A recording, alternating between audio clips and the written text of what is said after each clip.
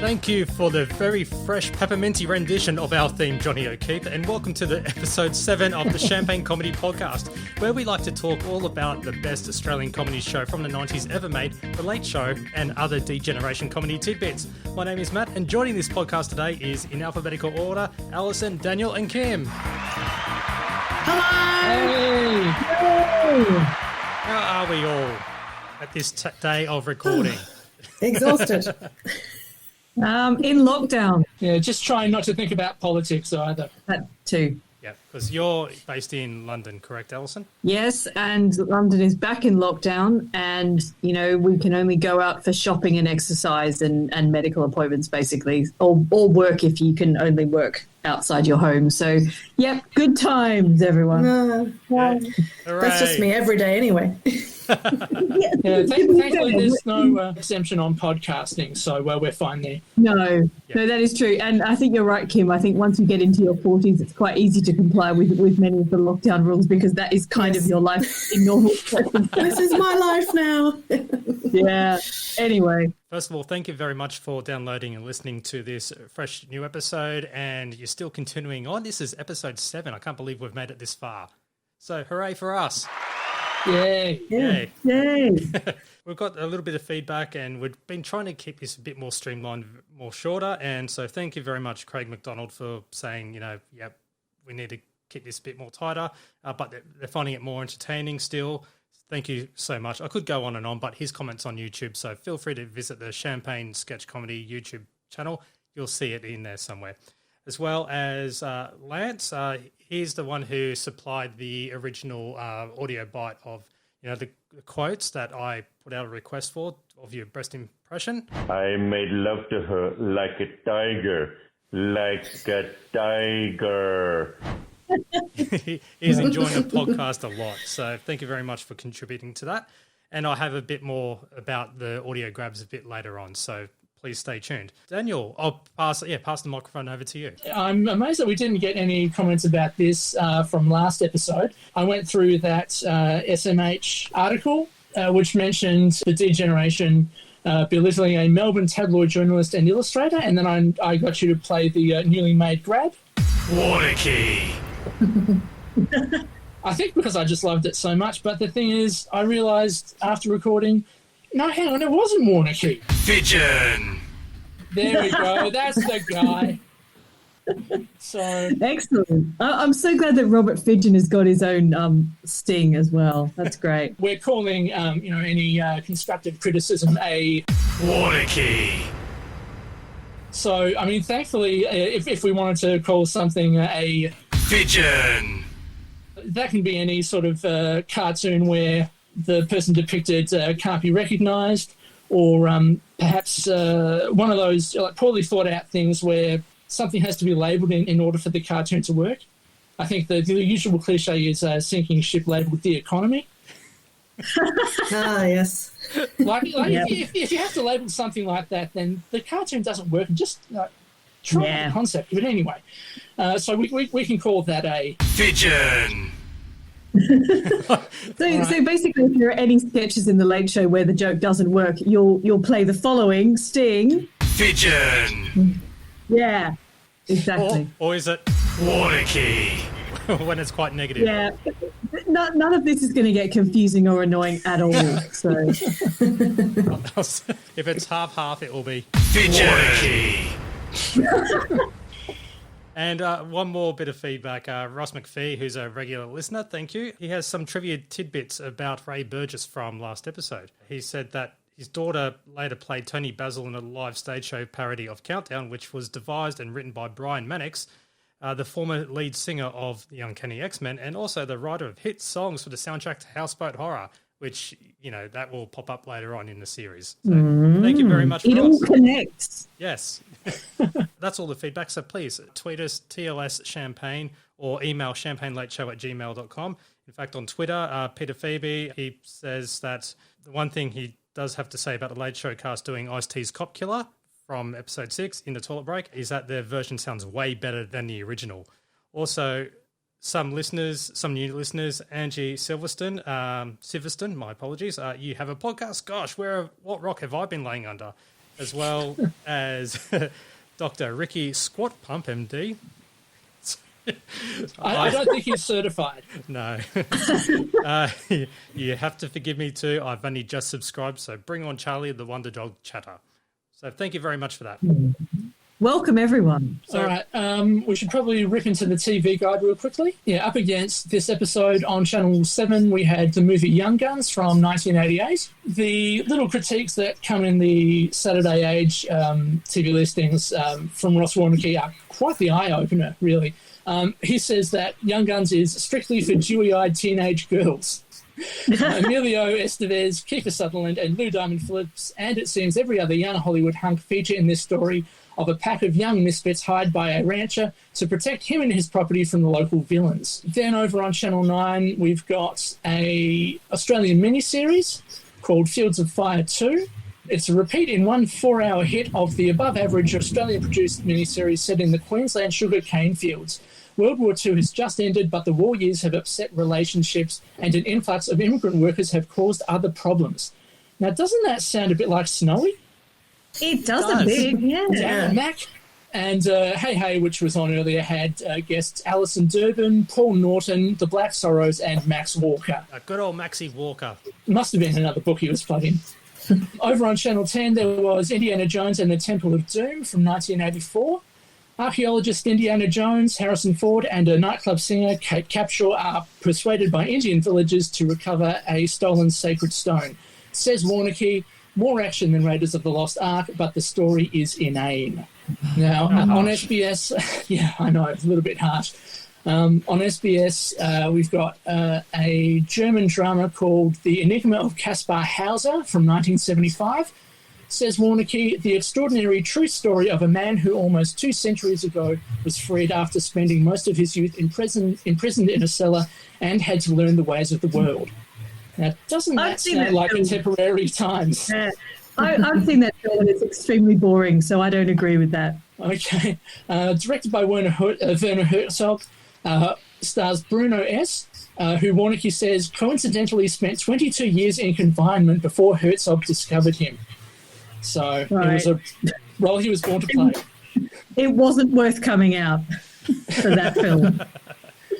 Okay, last of all on the ABC. Before the Late Show, we've got the final of the series of Smith and Jones. Now, as to what's on after that, what do we do without Smith and Jones? I don't know. Yeah. I see what you're doing there. What do I do when you are far away? All right, no, look, little spoiler alert, it's not Birds of a Feather yet, okay? Oh. What it is, you'll have to find out in 2 episodes' time, because we need people listening to this podcast, so you'll find out in episode 9. And then after the Late Show at 11 o'clock, we've got another movie, Torrents of Spring from 1990. Says Warneke, American Timothy Hutton plays a Russian betrothed to a German pastry cook, played by Valeria Golino, but is distracted by a married beauty, Natasha Kinski. A French-Italian co-production directed by a Pole, unquote. And then after that, Rage featuring Ed Cooper. All right, that's it. Thank you. Mm. Thank you. I think I got through that in record time. You did. Thank you very much for that, Daniel. And we shall start with Season 1, Episode 7 of The Late Show, which was broadcast Saturday, August 29th, 1992. The opening sketch is Foreign Correspondent with George Negus, which was a parody introduction, which George Negus goes to present his regular show, and then he pulls a shifty because he's talking about penetrating a dark and secret cult based in Melbourne whose primitive... rituals televised every Saturday night, The Late Show. Yeah, to a largely indifferent audience. Which had, I guess, Foreign Correspondent kind of had, or that sketch itself was, to me, was a bit of a foreshadow of they could write something like The Frontline, maybe? Mm-hmm. Or am I overthinking it? I think I'm overthinking it. It's a good false opener, though. You know, it's a nice surprise. And anyone who'd stuck around after Smith and Jones and they thought, hang on, why is foreign correspondent on? And I like the idea that a few people would have been fooled by that. Yeah, I was almost fooled when I started watching it, thinking, hang on, I'm waiting for the late show. And then war, famine, crisis and despair from all around the globe to brighten your Saturday night. There was one slightly annoying thing for me. You know how Tony Martin, I think he's said before about how he couldn't get one word into the Da Vinci Code because it started with the word renowned. It was like renowned archaeologist so-and-so, and like he couldn't get past that adjective there. Is renowned an adjective? Anyway. Like it's a word. It's a word, yeah. George Negus's intro starts off saying, "Evening and welcome to Foreign Correspondent." And I just went, nobody ever starts a TV show with just evening. Like they usually say good evening or hello, but who just goes evening? Is it just me? No, that sounds about right, because you would say good morning, but it would really date it, if that makes sense. Yeah. Because especially when ABC would replay it, but then again, they'll be playing it on a night time or then first thing Saturday morning. It's like Play School when they say today is Wednesday and they have to play it on a Wednesday because if they play it on a Tuesday, it won't be Wednesday. It seemed really, it stuck out like a sore thumb to me. And yeah, like I suppose I can't think of anybody except George Bloody Negus who could start a TV program with just evening. Or you could always go, "G'day, welcome to Foreign Correspondent. Yeah. I'm George Negus." I think kind of like the word "g'day," where there's a few letters in the phrase which are kind of covered up for by an apostrophe. I think the word "good" is an apostrophe, and so he sort of goes "evening" like this. So it's kind of like he's massively contracted the word "good" into an apostrophe. There was an apostrophe in there. You just can't see it. Yeah, maybe I didn't hear it. Yeah, and maybe you did say good evening. It's your shoddy VHS tape. Yeah. Yeah. If you listen carefully, it's like when Neil Armstrong went on the moon. He actually said something slightly different, but it was a bit of interference, wasn't there? So we have the opening titles, and after the opening titles, which has some refreshed little visuals in it, we have the opening remarks with Mick and Tony, and they're coming to Australia live, all the way to the pointy bits of Australia. Those really pointy bits. They were also talking about the political adverts back on TV. So I'm not a big political person, but with my lightest research that I've done on it, it was around 1991. There was something to do, or that was put into government legislation or whatever, about political advertisements. Do you know anything about it? So they put into law that you have to have that little sort of thing at the end, saying authorised by blah, blah, blah, Canberra, that sort of thing. I got a feeling, like a disclaimer, yeah. Yeah. Because the equivalent is, in American ads, they have, I'm Donald Trump and I approve this message. It's that. It's to make it absolutely, totally clear to the audience that it's definitely a political ad. Oh, that would make sense, because I guess if you listen back to the old Gough Whitlam one where they're saying, it's time and there's no, authorised by blah, blah, blah, blah, blah. Most of these ads, they often feature, pictures of the politician who's standing for office or whatever. And you would think that in a lot of cases it's fairly clear what it is. But, I suppose for the more obtuse ones, they need to make it clear it's a political ad. In the same way that Facebook adds the little message now.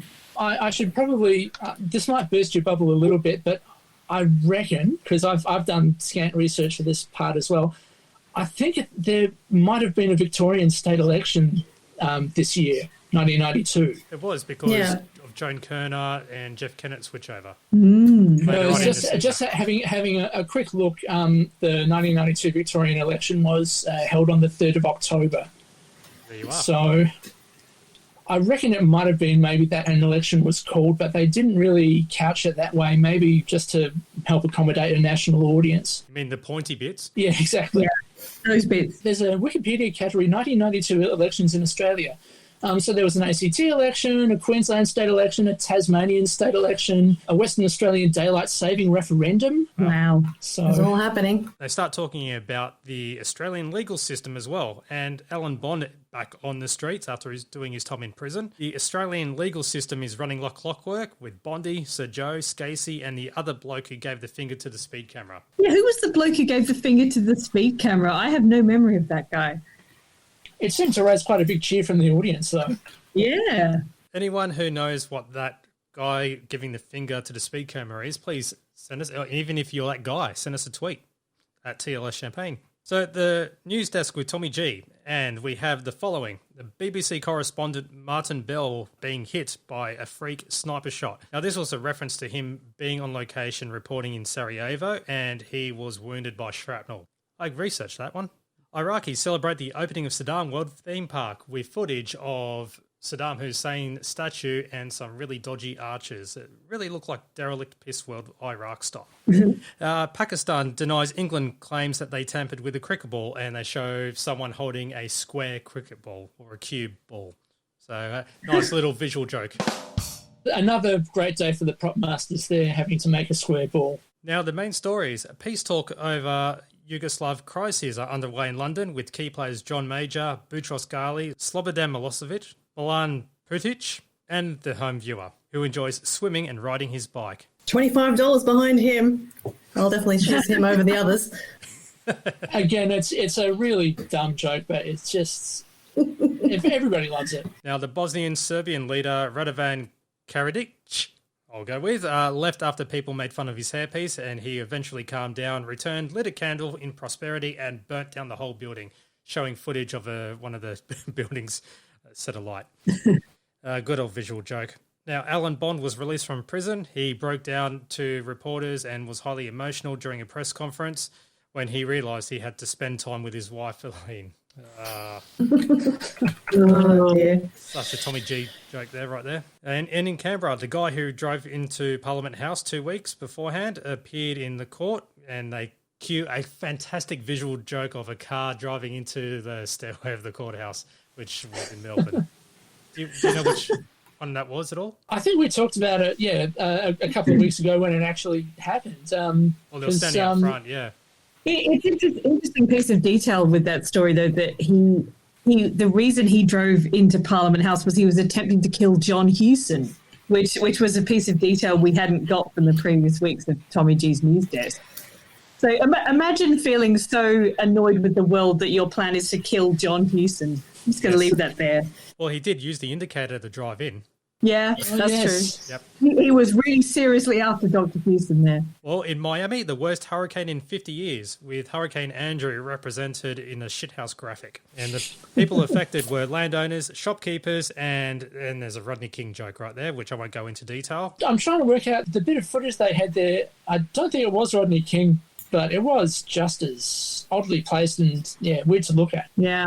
It was a joke of its I time. quite enjoyed Rob Sitch as Dan Michalkowski, the American correspondent in that sketch. And he's looking very, very Mike Moore with the kind of, Ray Martin sort of comb over hair, which is a good look for him. And all the wind was blowing around him, but his hair was still in place. Exactly, and that's how Ray's would have been as well. Definitely. Yeah, I did Google that name just to see who came up. They called him Dan, but it says Don in the caption there. But there's no match for this person, so he's just generic American weather correspondent. Did you pick up any of the names that Tommy G decided to kind of rename? Like you're saying that Hurricane Andrew was a very piss weak name. Yes. Hurricane Andrew, take cover. So who else do they have? Cyclone Nathan and Gentle Breeze Barry. And I do like that. It's almost an aside from Tom there. I mean, I would say probably not ad-libbed, but probably written at short notice, and it's a great crowd pleaser too. Did you notice anything in that Green Guide a few days later that someone had actually written in and kicked up a stink about that Hurricane Andrew joke that Tommy G had done? Now, this is from the Green Guide as soon as I zoom out. On the Thursday, the 3rd of September. And we have David Castle. He's basically pulling a water key. And I'll keep this quick because it's only 2 paragraphs, and he was saying it was the most fortuitous that the D generation had a good week, talking about other news and stuff like that, for tragic news items to work in the Late Show on Saturday. There was a devastation of Cyclone Andrew in Florida and showing footage, and they were just making jokes left, right and centre, especially in a future joke, which we're about to mention, about the fatal helicopter crash.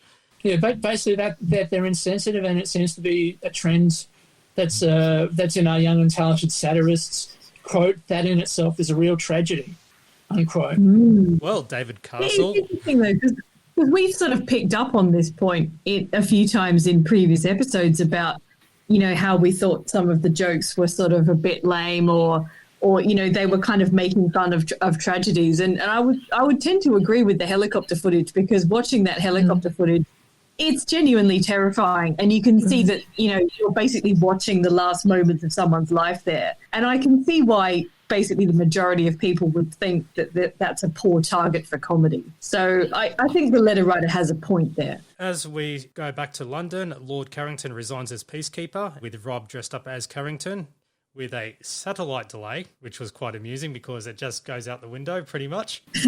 Yeah. And Tommy quickly heads to London and throws water on Carrington/Rob. Well, see, I think the joke is more that it's not, well, it certainly sounds like a satellite delay, but I think it's just more that it's a failure in communication in general, really. Rob seems to say a lot of, oh, yes, indeed, just interrupting Tom all the time. Yeah, and it's like he's got a very low attention span and he's not exactly listening to what Tom's saying, so he has to go over to London and just say, hey. I also like Rob's little chat with himself while Tom's heading to London, as it were. And yes, indeed, the Serbs, a lot of them have Vich at the end of their name. Big problem. Again, just sort of showing in a different way, I suppose, that, yeah, there's a lack of communication when it comes to a peace negotiator. Unless he knows that it's shit and then he's purposely sabotaging the sketch. There's always a chance. Yeah. It's a bit like, you know, Monty Python when they can't work out how to end a sketch, so they just do something incredibly weird and totally illogical. And this is exactly what they've done with this. And it's a funny punchline. We should have a bingo card for the amount of times that they say it didn't work in rehearsal and it didn't work now. Yeah. Don't do that as a drinking game or you'll get drunk very, very quickly. No, I didn't notice a main event reference in this episode. Oh, what? Come was on, there guys. one? I don't. Oh, was there one? I must have missed it. There was one. Yes. Oh God. So I think that's like the third main event joke. So now we have the 20 inappropriate love themes, and this is a Tony Martin favourite, with the March of the British Grenadiers, the Beer Barrel Polka, Barnyard in Orbit, the theme from Please Sir, Popcorn, the Smurfs song, and as he's talking the voiceover towards the end, the Spanish Flea tune that was used later when Front Bottom leaves the Mudfields. Spoiler alert. Yeah, I really like this sketch, and because when I was 15 years old and I had that little crush on Santa that I keep going on about, this was quite good because there's little romantic scenes with Santo and how he and Jane were together by the fireplace having a romantic candlelight dinner, thinking, yes, it's a shame that he's married and it's a shame that's not one of us. That was very sad. But I really like Tony's descriptions of those songs, how she's saying, the sensual pleasures of popcorn, or the ultimate tearjerker, the Smurf song. And it's just really funny, I thought. Yeah, I looked at that again and felt a bit nostalgic for those days. Greg, you can purchase this from El Ferro's Travel, which of course appeared in a previous sketch. The listing at the end is just, very inappropriate. Because, in addition to El Ferro's, we had Lada Motors, Timmins Upholstery, Big Ben Pizzas, the Spa Factory, and all Bra King outlets. Now, also, some enterprising person has made these inappropriate love themes into a playlist on Spotify. Oh, really? I still got it saved as a favourite in my account. I think it might have been tweeted out by Champagne Comedy on Twitter at TLS Champagne. Well, we will redo it again. Oh, definitely. The total running time of all of the inappropriate love themes is 13 minutes. Ah. So just the right length for a loving embrace. Also, the pedant in me wants to say that it's not 20 inappropriate love themes there. It's only 6. It doesn't really matter because there's a sequel to this sketch further along in the series. So, Well, the next sketch, well, it's not actually a sketch, but it is a setup to a sketch, and that is Tony and Mick on the couch talking about their early stand-up career, and they show footage of their, quote, early work, unquote, and being heckled. The person who was the MC for this sketch, now this person, thank you to Ross for sending this because he's basically preempting the fact that we're about to review this sketch, and that is the person who was MCing was Tony and Mick's friend Andrew Goodwin, who was a regular on Martin Malloy at the ill-fated comedy gig. He also appeared in Bang Goes the Budgie on ABC TV 1985 and Star Search on Channel 10 from 85 to 86. So thank you very much for that, Ross. I also know him from a short-lived podcast from a while ago, which was called The Chat, which was him, Tim Smith, just trying to remember the other guy. He's on the chase now, the Goliath guy. Will that be Matthew Quartermain? Yes, it would, yes. Of Full Frontal era as well. Yeah. So with that, this is straight off the Best Bits DVD. So, where they go and employ Private Detective Bluey before he became Bargeass. And they track down all the hecklers for revenge. Show us your double album. Oh, yeah, that was at Brash's in Elizabeth Street, Melbourne. Street Bracket store, yeah. Yep. Well, these are the people who heckled them. So it was Chris Ash, who works at Elizabeth Street Brushes. David Watkins, who was the sign guy for the Australian Diamond Company. Yeah, handing out brochures. Laughing Ed Phillips, who is in charge of Thirsty Thursdays, Flat Knackers Fridays, and Set Your Sister on Fire and Win a Sackler's Shit Saturdays. Now, he was a real radio disc jockey, wasn't he? Yes. Ed Phillips. Apparently forever christened as Laughing Ed Phillips after that sketch, and it became a kind of a real sort of weight on his shoulders to carry that burden of this sketch because people would constantly refer to it. Yeah, it's good that he was able to laugh it off. There was also Chris Cox, who was the chef, Caroline Davies, the McDonald's drive-through person, and other random locations was in an office, a library. Show us your reference section. The street director, firefighters, elephants at a zoo, and someone who was stone dead at a cemetery. Show us your tusks, pachyderms. Yeah. I love the firemen because they obviously just chanced upon a fire truck as they were driving around and they just started randomly yelling at them and the firemen are just laughing back at them. It's really brilliant. Yeah. So the other thing is, did you notice that with the firemen that Tony was actually absent in that? It was just Mick? No, not at all. It's sort of, because it goes by pretty quick, you don't really notice, which is good. The other thing I noticed is that they have a go at like some sort of a sales guy in a meeting, and I'm pretty sure that may have been impromptu. I think it might have happened at Triple M. If you pause, like freeze frame through that little part, you'll see that there's all of these pieces of paper on the wall to the left, and those seem to have pretty clearly, to my eyes, the Triple M Winged Angel Dr. Dan logo. Okay, so they might have filmed it at the same time when they did Laughing at Phillips, because that would be in the Collins Street St Kilda studios. In fact, you could probably say that about most of these heckles, that I'd say it's probably a 50-50 chance that some of the recipients were in on it and some were just strangers who just copped an odd shellacking for no reason, really. Yeah, that's what it looks like, certainly. And they wrap up with their own rendition of their heckled routine, and Aaron Beaucaire, the master of them all, just comes up and smacks Mick with a bottle and decks him. Which is the only appropriate response to I say. Yeah. Yes. Now the next segment. Hey. The Olden Days, episode 7, I'd kill for a coffee. And this one is basically centralising or putting a spotlight on Sergeant Olden. Yeah, he hasn't had much of a go, Sergeant Olden, so far in this series. So, it's nice to see him getting out and about and purchasing coffee from what is obviously a gold panning machine.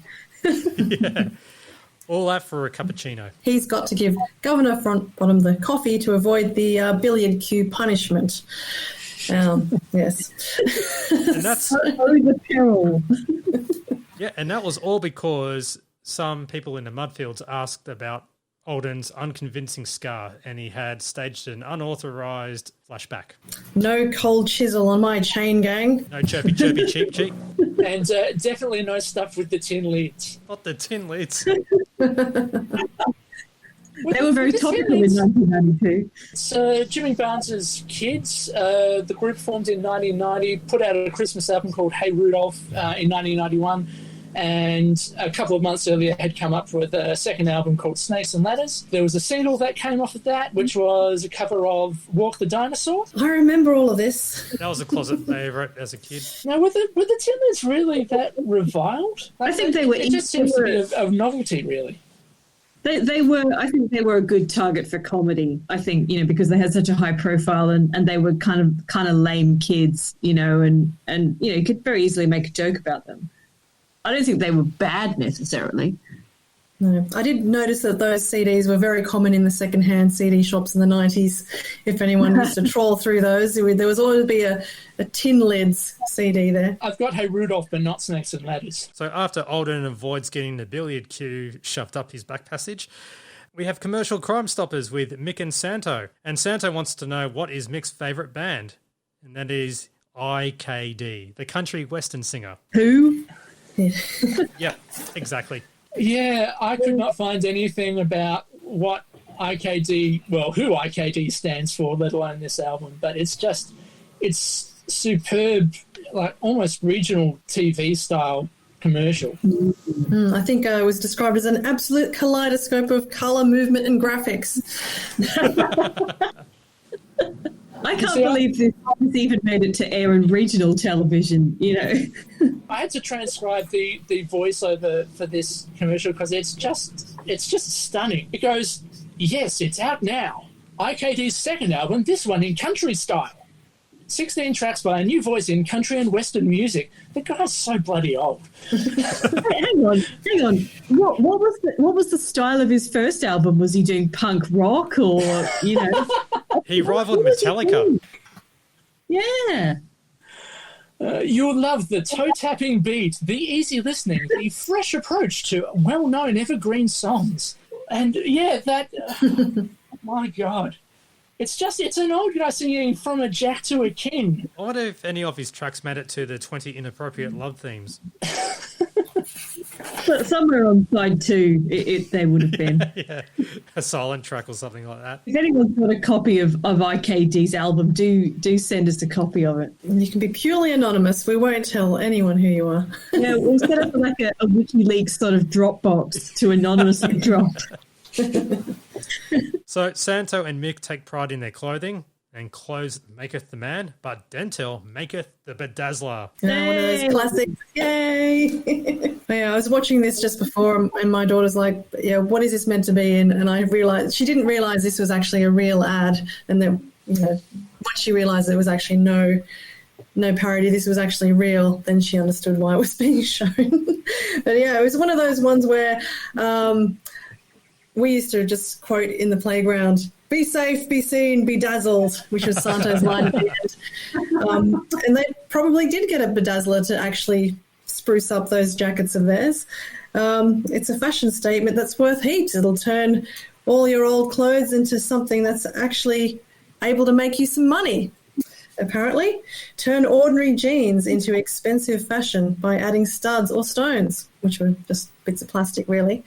The bit that I can't believe about the bedazzler is it's like any sort of invention. Like you're reliant in having to have those studs and fake jewels to put in the bedazzler in order to bedazzle up your clothes. So, I mean, I don't know whether you can get replacement jewels or whatever you want to call it, let alone the actual bedazzler anymore. It's sort of it's like razors and razor blades, really. Fossies. Well, I think they've never broken down. They're just plastic, so they're still out there. Yeah. Isn't that a terrifying thought? The other flaw with the bedazzler is that, it was sort of fashionable for about 2 years to have jewels and stuff like that on your clothes. And then a couple of years later, it's completely out of fashion, so no one needs a bedazzler anymore. But if you can find the refills, you can make spare money at home. I was amazed by that line in the TV. It's just I know, right? How convincing did it sound? You make money at home with the bedazzler. I kind of don't think you would be making much of a profit having to spend money on things to put on your crappy clothes. It will be your parents sympathising and giving you that petty money. Like, oh, you shouldn't have done that to my Gucci bag and suit. Yeah, there must have been many disappointed grandparents at Christmas 1992 getting bedazzled Target clothes. We fast forward a couple of decades, and the bedazzler was possibly the influence to the trend of vajazzling, which happened in the noughties. And I bet that's painful too. Well, it's just glued on, isn't it? The I don't think you actually use a bedazzler to vajazzle. That would be a little bit disturbing. It'd be a good second use for it, and you can make even more money. That's crazy. Oh. Yeah. I have no personal experience of bedazzling, so I can't tell you about it. Me either. We'll just move on from that. And please, let's move on. And in regards to last week's competition with the leotard dancing man, and they were trying to work out what of the three options that they had available, what this guy was advertising. And it turns out it was D, none of the above. You can listen back to episode 6 for that list. So it was actually an ad for Lada Cars Perth. Or lard ass cars. Yes. Now, did you notice that you could purchase 20 inappropriate love themes from Lada Cars? There's a bit of a little Easter egg, yes. It all links. All links. Well, after that, we have Tony's stand-up, which is a very popular little routine that he does, talking about Neil Diamond paying $48 for a concert to go see Neil Diamond. $48. Good thinking. I know what you're thinking here. In these discretionary times, here's a sensible investment. But this was one of those sketches that back in the day, my friend actually painstakingly transcribed by hand into her notebook, and then later typed up into Microsoft Write back in 1992, and printed it out on the school printer, and then gave us all a copy of these kind of transcripts that she'd done from the Late Show. And this is one of those ones. So I've just got. I love that. That's amazing. And then because I had the hard copy when I did my original Late Show fan page on the GeoCities page back in 1996, I actually used that hard copy to transcribe onto the GeoCities page. So yeah, it's very, very lengthy description of what happened to that transcript. But we really love that sketch, and whenever I read it, I just think of Tony's voice, and it's just got all these classic quotes. Especially when you listen to a Neil Diamond track and he's going to do crunchy granola. Yeah, you think for $48? Yeah, you think for $48? I didn't want. And it's also the song where he sings, "I know a man, he's out of touch," and I was thinking, well, you can talk, Neil. You're wearing flared slacks. Also, just quickly, on the DVD commentary, because this routine is on the best of DVDs, on the commentary, Tony describes it a bit further, going to that Neil Diamond concert and talking about the point in the concert where everybody files out all of the new material. Yeah, the 55 songs from his shithouse new album, Lovescapes. Well, actually, the song that Tony describes in the commentary is actually from earlier. It's a song called Headed for the Future from 1986. And again, go and listen to it elsewhere. It's very widely available. But yeah, it's very 1986, and talking about how we're headed for the future and it's going to be a big ride, and the future's now, and I need you and you need me, and like even just listening to it, not even thinking about what it must have looked on a concert stage. It's the perfect kind of shit ass. Go and find it. Neil Diamond, Headed for the Future. Yeah, it's not really Hot August Nights, is it? So it's very much more rather than good Lord. Good Lord. And then there we go. Yeah, with the microphone there, the arm wiggles. And he leads into his Billy Bragg routine. Yeah, I love the Billy Bragg song. It's a great song. The one singing about Please Margaret come back, Margaret Thatcher. He's best British. Yeah, because it's a spot-on impression. And he doesn't want to sing about John Major. He looks like one of those blokes who wears shorts with socks and sandals. I can't do the singing. And has he got a moustache or not? It looks like it has from certain angles. I like the line about how John Major looks like he should be out spotting trains. Which, to be fair, is exactly what John Major looks like. You're not the only one who thinks like that too. He's a bit of an oddball. Still is, isn't he? He's still around. I mean, the weird thing is that John Major's had a kind of renaissance in that he was against Brexit. And so he was one of the kind of sane elder statesman voices who were saying, actually, leaving the European Union is a really bad idea. And so people started to like John Major finally about 20 years after he'd left office because he was saying that. You're a bit late, mate. But, Yeah. a bit late. But yeah, still around. In his 80s, I think, John Major. Well, after the Billy Bragg routine, you have a quick little commercial, which is now it's a product of its time. The Princess Di 0055 chat line, talking about how, are you lonely? Well, reach out to me. And yeah, it was pretty much where the Charles and Di relationship had completely fallen apart. Yeah, it was during the time of Squidgy Gate where those conversations that she had were out, and so I think the phone lines were tapped, weren't they? And they could have this. She was having this conversation, confidentiality assured, for a couple of years at least. It was all delightfully voiced by Jane. Now we have, this is what the little teaser is for, Countdown Classics. I am the king of the divan. Countdown Classics, and it's a salute to the lyricists.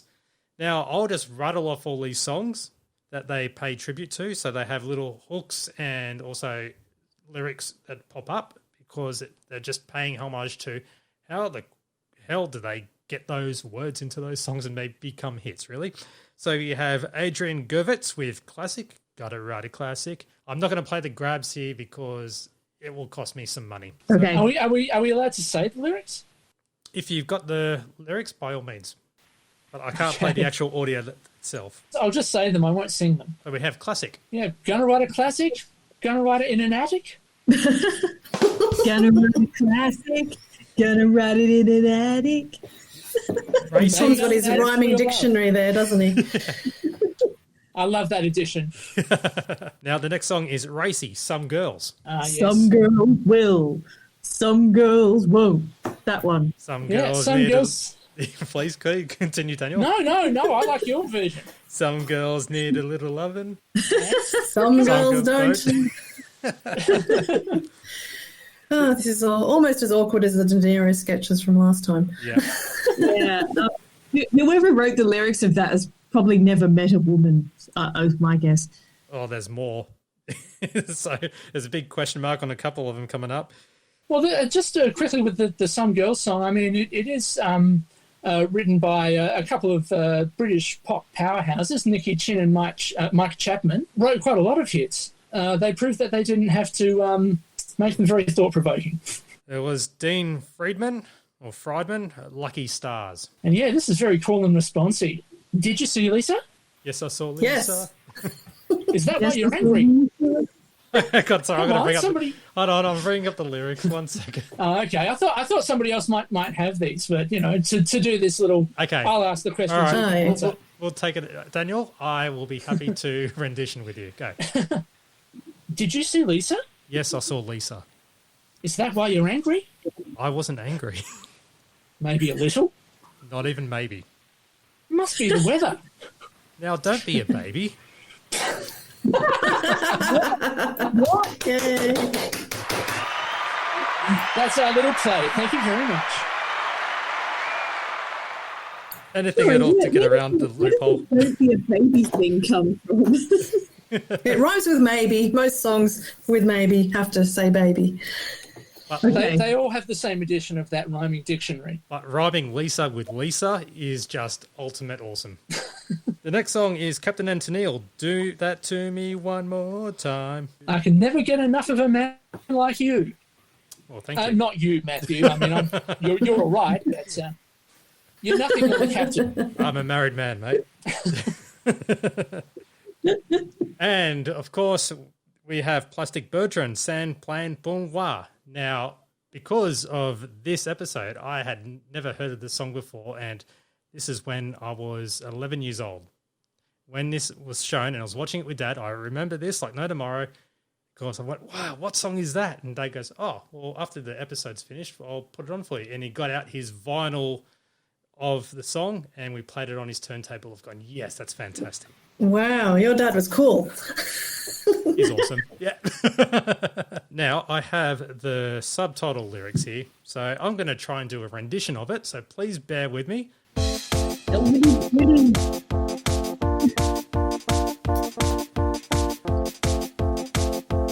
right, here we go.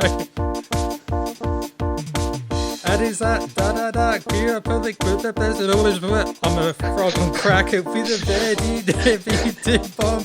You are the king of the divine, could grab the up a song. I am the king of the divine. San Plan Boom Wah. San Plan Boom Wah. I think you get the idea. San Plan Boom Wah, wah, wah, wah, wah. San Plan Boom Wah. Hey. There we go. I'm sorry for destroying. Attempt a Belgian accent there. Oh, well, I can do it again. Hold on. No, I won't. I am sorry for destroying your ears. Oh, look, that was a pretty good rendition, considering that apart from the ooh, ooh, ooh, oohs, it's all with the same note. Yeah. I had to teach myself music to recreate that little bit of music. That's me legit playing to the drum beat. I think you've got a future in doing karaoke backing tracks. Thank you. I'll take that as a major compliment. Those actual lyrics are just so weird. I mean, I looked up, there's an English translation on the lyrics website, genius.com, and, I mean, it's just as bonkers in English. Like, the part that was in The Late Show, the English translation goes, okay, let's go. That babe was such a bitch. What a vibration coming on the doormat. File down, ruined, empty, but happy. You are the king of the divan. She says to me in passing, woo, I am the king of the divan. It's all working out for me. It's all working out for me. It's all working out for me.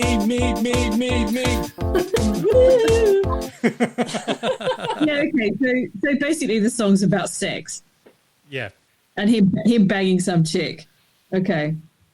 There's another tune out there. I can't remember who it's by, but there's another version of it called Jet Boy, Jet Girl. Yeah, I think that's Elton Motello. And I think that might be the original.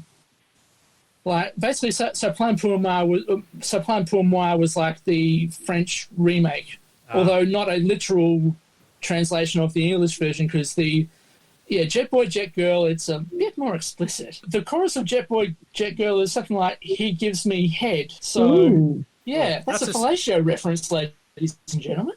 That's very appropriate for Countdown Classics, isn't it? The amount of sex jokes that they make in it. Especially that one time when one of the letters, the lights didn't work. Yes. But of course, nothing that Ça Plane Pour Moi could do could top the brilliance of the next song that the Countdown team talk about. Ah, yes. It is one of my personal favourites. It's the Pina Colada song. If you like pina coladas. Getting caught in the rain. Yeah. If you're not into yoga. If you have half a brain. Yeah, isn't it great to see computer programmers getting into rock and roll everyone? Yeah, it's such a classic line. But they really do highlight that it's quite the story song, really. Yeah. I just like the fact that the lyric in it, saying that he's not happy with his relationship, so he goes out and tries to have a bit of a fling, goes catching up with the woman, and turns out that it's his wife. It's his own lovely lady. Yeah, and she goes, "Oh, it's you." What a plot twist. And the other one is Jane's favourite, which is Charlene, I've never been to me. Oh, hang on, Jane, I'll just get the sick bags. You'll need these. Made famous a couple of years later by Priscilla, Queen of the Desert, of course. It's like a poem set to music just about. I've been to Nice and the Isle of Greece while I sipped champagne on a yacht. I moved like Harlow in Monte Carlo and showed them what I got. I've been undressed by kings and I've seen some things that a woman ain't supposed to see. I've been to paradise, but I've never been to me. Yay! You're really bringing out the performer in me this episode. Such a musical episode. I can always do Plastic Bertrand again. Oh, we could do Charlene to that backing track. Ready? 1, 2, 3. There we go. Hey, you know what paradise is? It's a lie, a fantasy we create about people and places we'd like them to be. But you know what truth is? It's that little baby you're holding, and it's that man you fought with this morning, the same one you're going to make love with tonight. That's true. That's love. That's revolting. Bring on the sick bag. I just love Tom's face during that bit. He's just looking very scared and perturbed. So, oh, this is a fantastic episode. I hope you're enjoying it and you got up this far. This is great, and I don't think we'll be repeating this ever again. And we're almost sober, right? Yeah. Our water's not vodka. Yeah, I'm afraid it's Coke no sugar with nothing added to it for me. Just one other thing really quickly. I don't know whether you might have noticed with this segment, but it seems like we've gone from, like, it's a segment called Countdown Classics, but it doesn't seem like there's anything that's actually from Countdown in this episode. Well, I'd say that they'll be using snippets from the songs which would obviously feature in the episodes. Yeah. I think again, it comes down to that lack of footage at the time, that they're sort of broadening the scope of it to being just songs from the Countdown era rather than actual Countdown things. Well, the Rupert Holmes one, I've actually tried to look that up, and I can't find the footage that they used on YouTube. So I don't think that's an official clip. I think it was a specially recorded one, or whatever the clip's used from Countdown itself. Yeah, I kind of doubt Rage would have had it. It definitely would have been Countdown. No. All right, the next segment is a commercial for over-the-top pest control with exploding kitchen pantries, dynamiting the toilet for silverfish, and just destroying the entire lounge room. Yeah, I'm sure there are some people with spider phobias who would probably burn their entire house down before they face a spider again. Although I'm not one of them. I do like those little healthy, helpful creepy crawlies. I think that's a really visual, really funny clip. Yeah, and definitely putting Aaron Beaucaire to use as well. Oh, yeah. Getting the money. Yeah, they do a few of these sketches, don't they, which are basically parodies of ads, and they just sort of bang through a whole bunch of really, really good jokes, and they give you a good, funny couple of minutes. So, great sketch. Also, a nice little diss towards Steve Vizard in there as well. Oh, my God, what's that on the telly? It's revolting. It's only Steve Vizard. No, over there, a spider. The next segment is House and Home with Jane, Jeff, and Terry Bailey, Santo and Rob, promoting cladding, colour computers, and every other single famous quote from this sketch under the sun. Yeah, it's just line after line of classics. This is one of those other ones that my friend painstakingly transcribed, which is somewhere in the archives.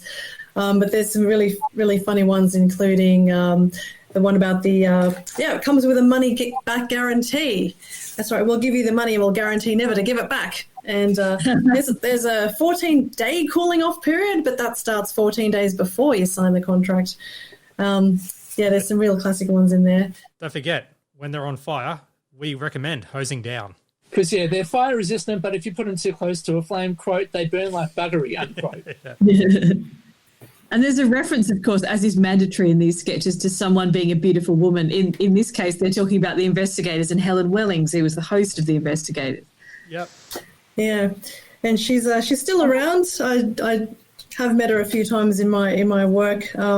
She's still the consumer affairs reporter at Channel 7. And, she still works very hard exposing dodgy companies and working for consumers. And mainly Jeff and Terry Bailey. That's right. Was it Business Scam Corporation? Yep, that's the lineage. Yep. And so Scam is very highly regarded. And they also have their colour computer, which is just a cardboard tube and a little reel-to-reel plastic disc with some cellophane on it. In some very ugly colours too. It was like really lurid yellows and greens and blues. Yeah, it was a bit like they were decorating a beach house. You know, they sort of slight leftover from the previous week's sketch. And I believe that this is the sketch as well that was mentioned on the DVD commentary, that Jane was slightly not under the weather, but something that made her a little bit more comfortable, beverage-wise. Yeah, she was well refreshed. Yes, she was quite thirsty. Even though the cladding never cracks, certainly Rob, Jane and Santo all cracked at various points in that sketch. Yep. There's one point where the audience just absolutely goes off when Jane butts in with, surely there's a cooling off period. And they just lose it. Even though it's just like trying to feed a line to another gag. Like, it's obviously something that Rob and Santo forgot, and Jane's trying to get them back on track, but it doesn't work. Well, the next segment is the toilet break with the Natural 7. That's a regular toilet break now, with Natural 7 performing Summer Holiday. And it's filmed during a gloomy winter day. Yeah, it looks like a very typical sort of overcast Melbourne day where they're attempting to enjoy the summer weather, which, to be fair, Melbourne summers often can be a bit like that. But they're on a yacht called Savaloo, sailing around Port Phillip Bay in probably less clothes than they should have on that sort of a day. Yeah, I did look that yacht up. Did any of you look it up? It was completed in 1977 and it's still registered, apparently. It was a competitor in the Sydney to Namia yacht race this year. There's an Look it interesting up. fact. Yeah, you can look it up. This podcast is very informative. Yeah. It's a 14-metre yacht. That's fantastic. Thank you very much for your detective work, Kim. Someone's That's a going to good say, movie. no, it's not. That's just a register that's not valid and it's probably expired 20 years ago. Someone's going to contact us and clarify exactly what's happened to that yacht, I'm sure. Well, which is a shame because I would personally like to hear more about the bloke with the deep voice in the Natural 7. Baritone, yeah. He got a bit of a laugh when he started singing his solo bit. What a chick magnet. Yeah. All right, and the next sketch being Kilos Galore with Tommy G as Barry Bargearse and Mick as Gary. Now, this is at the time because it got a few boos, but we still have to highlight it. Tommy actually goes, well, you look like a bit like Collet Man to me. Yeah. That brought a lot of boos. And Mick goes, well, I feel more like the chef from Healthy, Wealthy and Wise. Yeah. And Tom says again, that's the one. Now, and they're promoting everything for the health unconscious. And the list, which I've got here for the grocery shopping list, is tubby milk with 95% fat, low fiber, protein-free white sliced bread minus the crust, steamy hot chips with a shitload of extra salt, yummy, 100% unnatural fruit juice. This is my favourite, recaffeinated coffee. Yep. Cholesterol-enriched butter, and from the meat department, just pure fat. And Yeah, cut away the flesh, Yes. and there he is, just throwing it all away. Bit gross. for fruit, they have lolly bananas and toffee apples. For breakfast, they have frosty loops. Just like a chocolate milkshake, only far less healthy. Yes. And fiberglass shapes. Yeah, 400 times your daily allowance of glass. And the tagline is, put some wobble back into your bottom. I marvel at the costumes that Tom and Mick wear, which, it's very comedy fat people sort of looking. Yeah, essentially it's sort of like a big sort of foam outer with little holes to put your arms out in. Yeah, it just sort of helps a lot with the fast-paced nature of the sketch. Yeah. I like the fact that the costumes are a bit crappy and I like the fact that the sketch itself is a bit crappy and they kind of make it funnier by doing it live and making it sort of as chaotic and ridiculous as possible just to wring any extra laughs they can out of what's not great material, but it's fun to watch, I think, because they're really going for it. The next sketch it's a quick one. It kind of reminds me of the Slade Club on the D-Generation Satanic Sketches CD. Yes. Yeah, which is Empties, Australia's least happening night spot, where on Monday it's quiet early, but by 2 a.m. the place is closed. Tuesday, they're open till 5 a.m. in vain. And Wednesday, they say hello to the underworked barman. Thursday and Friday, No sign of anyone. And Saturday, they're shut. Yes, just everyday happenings in 2020. It is, isn't it? Yeah. So that's, Apart from that one that Eddie Maguire went to, of course. oh, the one up here in Queensland. Yeah, that's the one. This is a pretty simple sketch, really. You know, they obviously had to build a nightclub set and film Jason being bored in it, but really it's all the voiceovers doing all of the heavy lifting in it. The next sketch, and Santo refers back to the Kilos Galore set because he kind of exposes a little flaw or a little behind the scenes where there is on that loaf of bread from the Kilos Galore is Tommy's lines written on notes. And then Rob puts his feet up and he has lines on the bottom of his shoes for Santo. I love it when they do this sort of lingering at the scene of the crime, as it were, Yes. and sort of surprise each other with these. And even Rob says to Jane, "You had quite a time with those cladding guys before, didn't you?" Yeah. So I love these little surprises, trying to catch each other out. And this one, they're talking about Jane finding dolls from her childhood at her parents' place.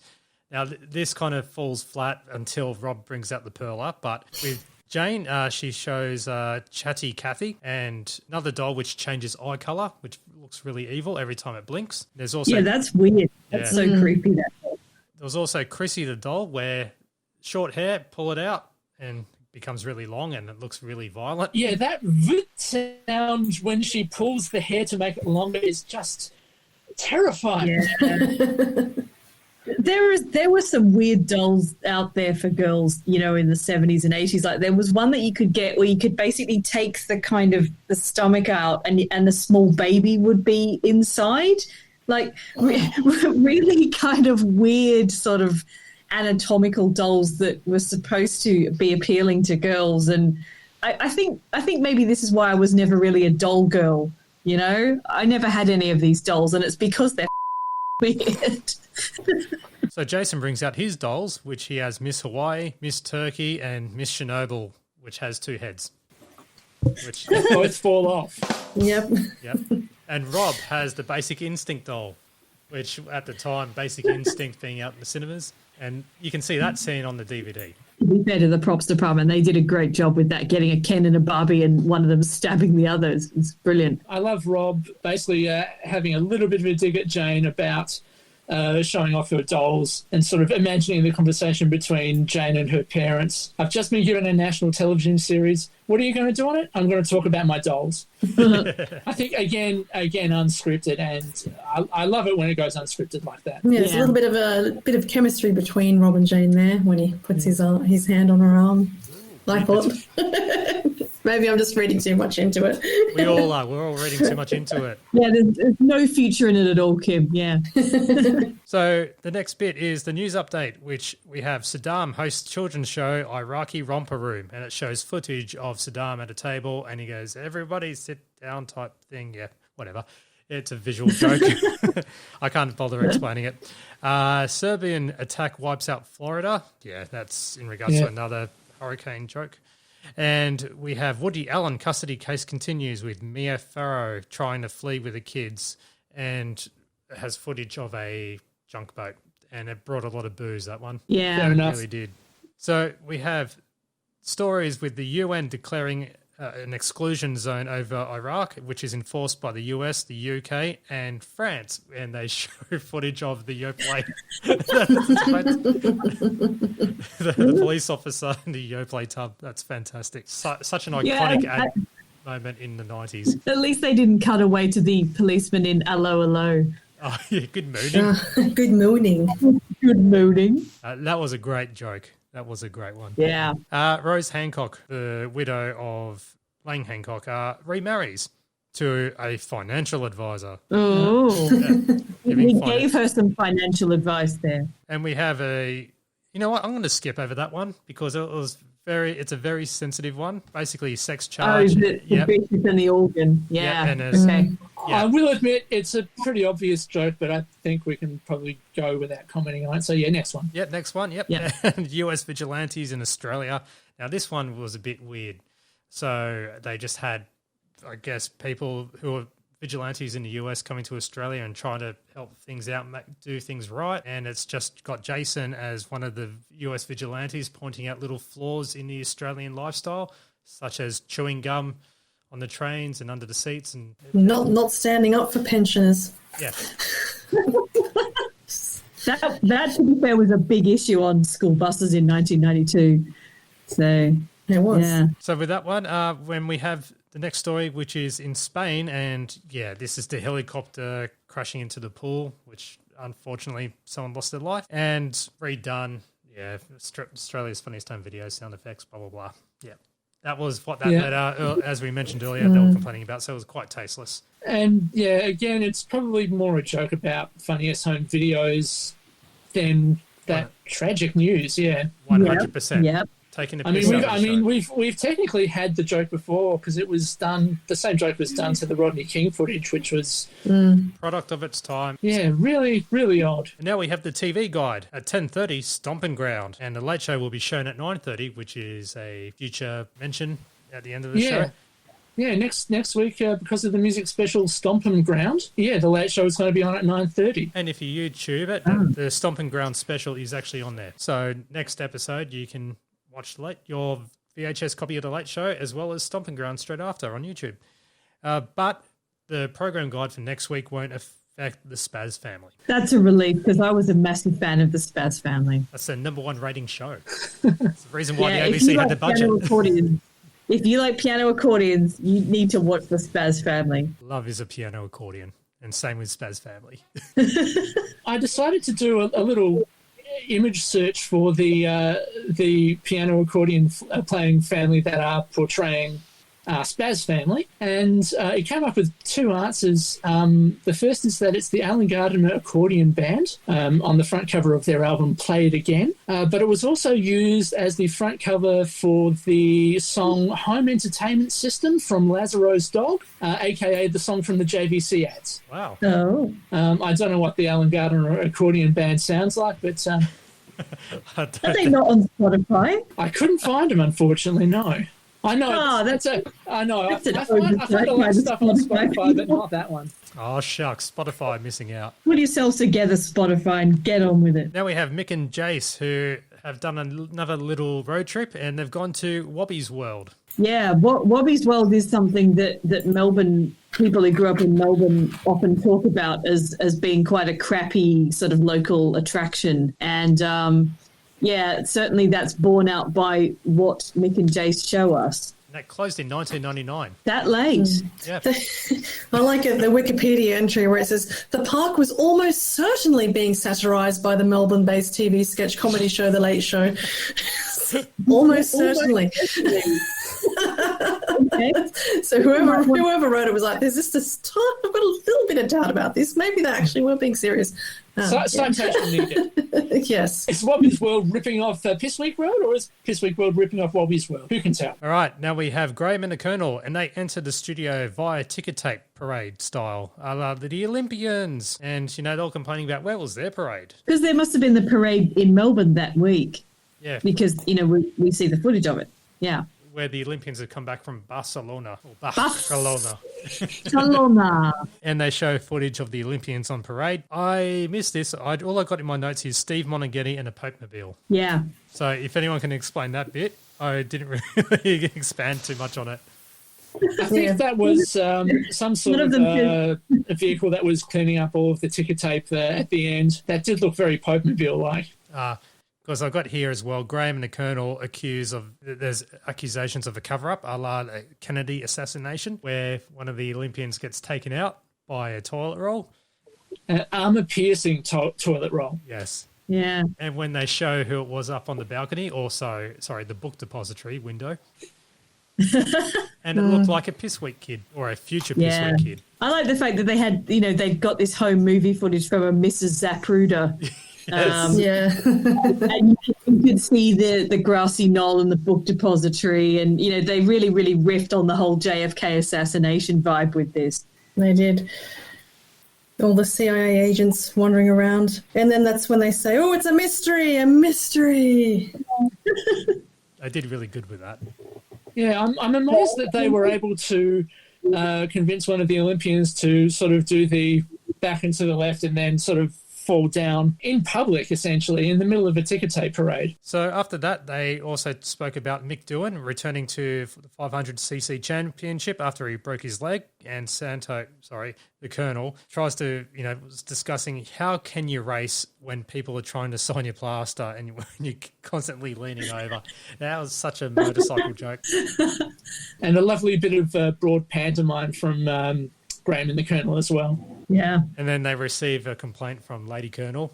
Well, Graham refers to her as Lady Colonel, but Colonel goes, no, that's definitely not Lady Colonel. Saying, Who was it then? Yeah. They say they received a complaint over the Monteghetti joke, but went straight over our heads. Well, went straight over mine. So after that, we have the closing, and that is Jason is concerned about Bert Newton and how big his head is getting. I think we all were in the early 90s. It was rapidly expanding. It was. That's when he showed some artwork of Bert and his giant head, Moonface. Yeah, and invited everyone to do their own little renditions, and they could set up a little Bert gallery. Or set up a Bert Newton Art Prize was the other one. Yeah. And they were going... The Archie Bert Prize it should have been. Yeah. And they did have some worst album covers, but they didn't have time to show them. So they moved on, showed the closing credits, and they also explained that they were going to start the next week at 9:30, all because of Stomping Ground. And then you have the closing, which Santa uses the colour computer on the Bert painting, and Jason Tony solicit the tickets. Yeah. Tony also brings out the loaf of bread again to try and remember his lines again.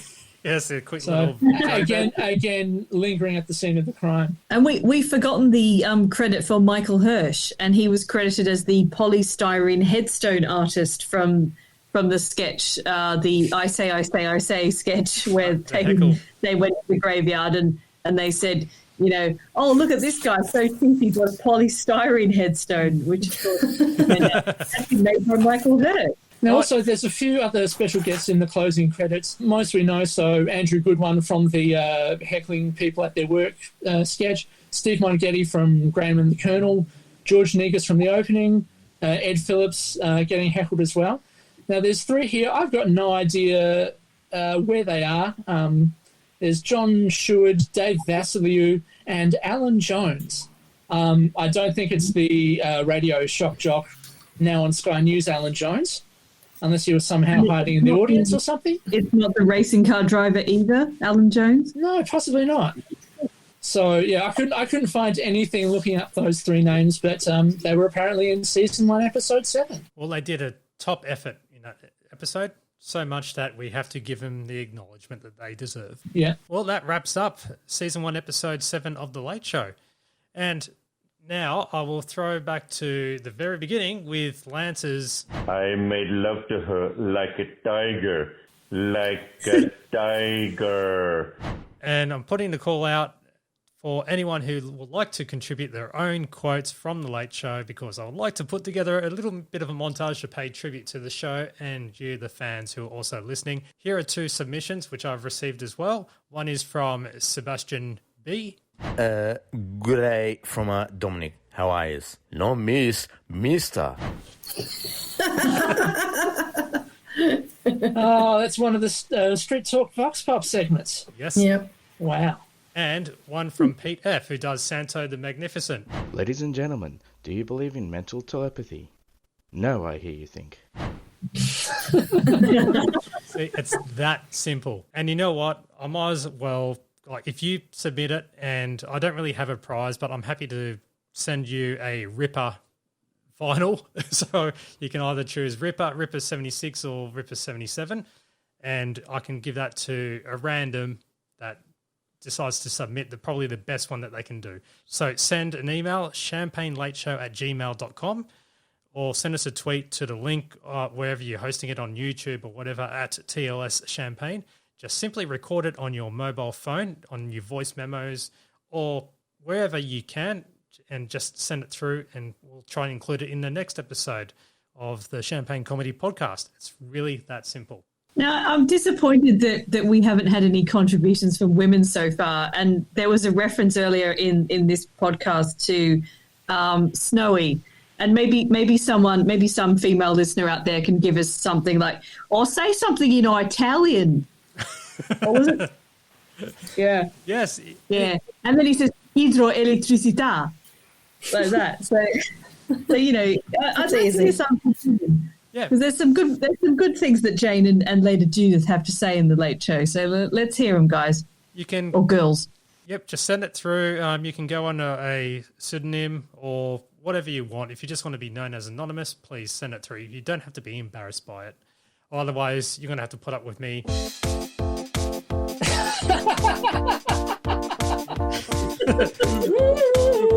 Yeah, exactly. If you want to do an impression of any of the songs or whatever that were used in Countdown Classics, yeah, I'll leave that alone. All right. Other than that... Sorry. Yeah, I mean, you know, I'm hoping that it will just sort of be on a constant loop, that music. All right, well, you know what? I'm going to go out with this on the Champagne Comedy Podcast. So, let's go out with it. All right, that's the end of episode 7 of the Champagne Comedy Podcast. My name's Matt, and thank you very much, Alison, Kim, and Daniel, for coming on and talking crap, really. Thanks. Yeah, that's another segment. Oh, yes, yes, a future one. So, once again, please keep us subscribed to all your podcast feeds and everything. Visit champagnecomedy.com. Send us feedback, anything at all. Can be a Warnicky, could be a pigeon, anything. Thank you so much. Have a great time. Talk to you next time. Bye. Bye. Ça plaint pour moi.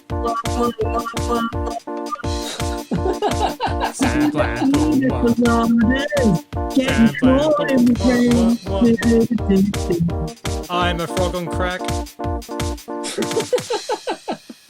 Cheers. Thank you for listening to the Champagne Comedy Podcast, created by fans for the fans. For more information on this podcast, please visit champagnecomedy.com. Produced by Matt Fulton Productions, mattfulton.com.au.